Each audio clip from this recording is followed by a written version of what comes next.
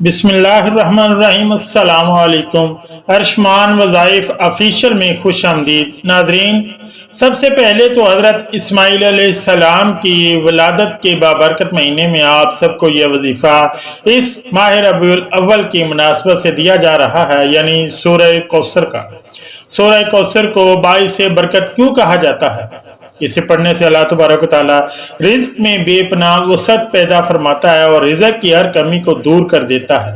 سورہ کوثر قرآن پاک کی سب سے چھوٹی سورت ہے جو صرف 3 آیات پر مشتمل ہے، لیکن اگر ہم اس کے برکات اور فضائل کو دیکھیں تو یہ عظمت کے لحاظ سے بہت بڑی سورت ہے، کیونکہ اسے پڑھنے کے بے شمار فائدے ہیں اور اللہ تبارک و تعالیٰ ہر قسم کی مشکل کو جلدی دور فرما دیتا ہے۔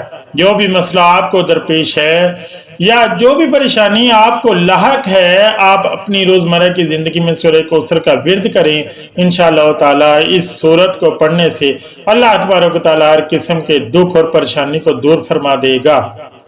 یہ 2 دن کا اور 3 راتوں کا عمل ہے۔ ربیع الاول کے اس بابرکت مہینے میں آپ نے سورہ کوثر کا عمل صرف اپنے لیے نہیں کرنا، بلکہ اس کے ذریعے دوسرے مسلمانوں کے لیے بھی دعا مانگ سکتے ہیں انشاءاللہ تعالی۔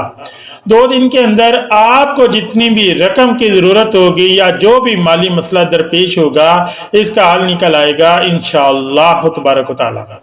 اللہ پاک آپ کی ہر مالی پریشانی کو دور فرما دے گا اور غیب کی مدد سے آپ کے تمام ضروریات پوری ہو جائیں گی۔ اس ماہ مبارک میں یہ عمل لازمی کر لیں، انشاءاللہ تعالیٰ آپ خود دیکھیں گے کہ اس کی کتنی برکات ہیں۔ آپ نے یہ عمل کچھ اس طرح سے کرنا ہے کہ ماہ ربیع الاول میں 2 دنوں کے اندر اسے 3 مرتبہ دہرانا ہے۔ پہلا وقت نماز فجر ادا کرنے کے بعد، یعنی سورج نکلنے سے پہلے۔ دوسرا وقت نماز عصر ادا کرنے کے بعد۔ تیسرا وقت نماز عشاء ادا کرنے کے بعد، یعنی رات کو سونے سے پہلے۔ یعنی 2 دنوں میں 3 مرتبہ اس عمل کو دہرانا ہے اور کوشش کریں کہ 5 وقت کی نمازوں کی پابند رہیں اور آپ کی کوئی بھی نماز نہ چھوٹے۔ خاص طور پر جو شخص یہ عمل کر رہا ہے، آپ کا یقین پختہ ہونا چاہیے جس مقصد کے لیے وظیفہ کر رہے ہیں، اس کی کامیابی کا کامل تصور رکھیں۔ یقین قائم رکھنا ضروری ہے، کیونکہ جہاں شک کی گنجائش ہو وہاں آپ کسی بھی کام سے فائدہ حاصل نہیں کر سکتے۔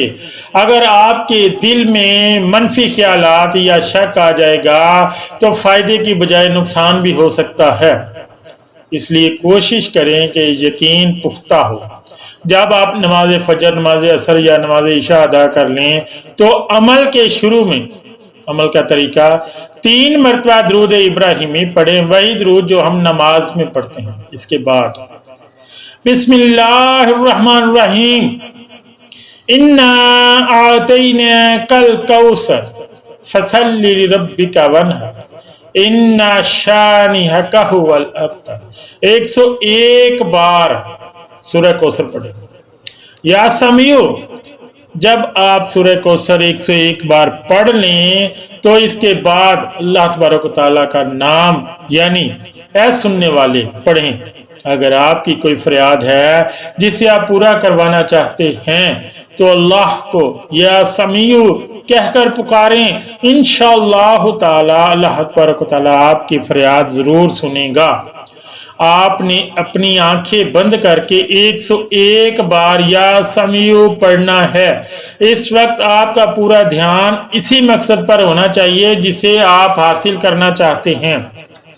جب آپ 101 بار یا سمیع پڑھ لیں تو اس کے بعد دائیں سیدھی سمت میں منہ کر کے یا وہاب یا مجیب کہ 101 بار اللہ تبارک و تعالیٰ کے یہ 2 نام ملا کر پڑھیں۔ یعنی وظیفے کا خلاصہ یہ ہے، شروع میں 3 مرتبہ درود ابراہیمی پڑھیں، 101 مرتبہ سورہ کوثر پڑھیں، 101 مرتبہ اللہ پاک کا نام یا سمیع پڑھیں، دائیں جانے منہ کر کے 101 مرتبہ یا وہاب یا مجیب پڑھیں۔ یہ تمام اذکار مکمل کرنے کے بعد مصلی جائے نماز پر ہی بیٹھے رہیں اور آخر میں پھر 3 مرتبہ درود ابراہیمی پڑھیں۔ اس کے بعد اللہ تبارک و تعالیٰ کی بارگاہ میں عاجزی، انکساری اور گریہ وزاری کے ساتھ دعا مانگیں، اپنی آنسوؤں کے ساتھ رو رو کر دعا مانگیں، کیونکہ دعا کے وقت اگر آنکھ سے آنسو نکل آئیں تو اللہ تبارک و تعالیٰ اپنے بندے کی فریاد سنتا ہے اور دعا قبول فرما لیتا ہے۔ یہ عمل دن میں 3 مرتبہ کرنا ہے۔ پہلا صبح نماز فجر کے بعد سورج نکلنے سے پہلے، دوسرا نماز عصر کے بعد اور تیسرا نماز عشاء کے بعد سوتے وقت۔ 2 دن یہ عمل کریں، ساتھ ہی اپنی توفیق کے مطابق صدقہ بھی نکالیں اور جس مصلی کی نیت سے وظیفہ کر رہے ہیں اس کا تصور رکھیں۔ انشاءاللہ تعالی صرف 2 دن کے اندر اللہ پاک آپ کا جو بھی مالی مسئلہ یا پریشانی ہوگی اسے حل فرما دے گا۔ آپ کو جتنی بھی رقم کی ضرورت ہے وہ مالی تنگی دور ہو جائے گی اور آپ کی ہر حاجت پوری ہوگی۔ یہ خاص وظیفہ آپ خود بھی کریں اور اسے صدقہ جاریہ سمجھ کر آگے شیئر بھی کریں۔ جزاک اللہ خیر۔